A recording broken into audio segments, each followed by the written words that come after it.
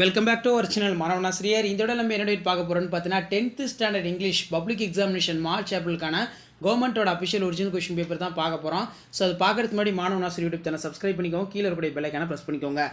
So வரக்கூடிய 10ஆம் வகுப்பு ஆங்கிலம் இங்கிலீஷ் பப்ளிக் எக்ஸாமினேஷன் மார்ச் ஏப்ரலுடைய கவர்மெண்ட்டோட அஃபிஷியல் ஒரிஜினல் கொஷின் பேப்பர் இது.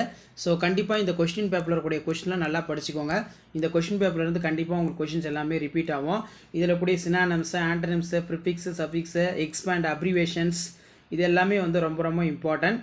ஸோ கவர்மெண்ட்டோட அஃபிஷியல் ஒரிஜினல் கொஸ்டின் பேப்பர் இது வரைக்கும் நான் அப்லோட் பண்ணக்கூடிய 10th இங்கிலீஷ் கவர்மெண்ட்டோட அஃபிஷியல் ஒரிஜினல் கொஸ்டின் பேப்பர் நல்லா படிச்சுட்டு போங்க. கண்டிப்பாக இதில் இருந்தால் கொஸ்டின்ஸ் எல்லாமே எடுப்பாங்க.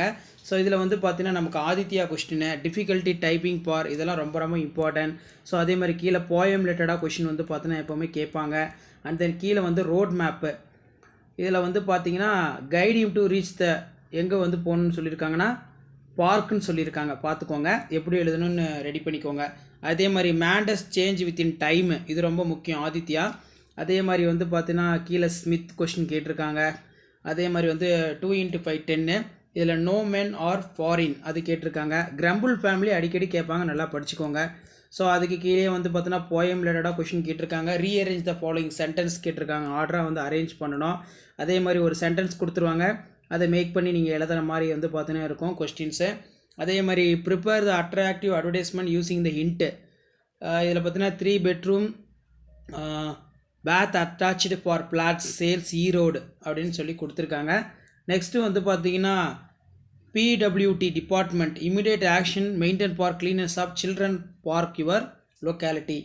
அதே மாதிரி வந்து பார்த்தீங்கன்னா ஹேண்ட் வாஷ் பண்ணுறது ரிலேட்டடாக ஒரு 5 சென்டென்ஸ் வந்து பார்த்தீங்கன்னா மேக் பண்ணி எழுதுகிற மாதிரி இருக்கும்.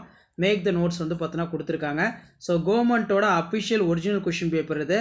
ஸோ கண்டிப்பாக இந்த கொஷின் பேப்பருடைய கொஷின் எதுவும் ஸ்கிப் பண்ணாதீங்க, எல்லாத்தையும் நல்லா படிச்சுட்டு போவாங்க. கண்டிப்பாக பப்ளிக் எக்ஸாமினேஷன் பொறுத்த வரைக்கும் இந்த கொஷின் பேப்பர் அப்படியே வந்து பார்த்தீங்கன்னா ரிப்பீட் ஆகும்.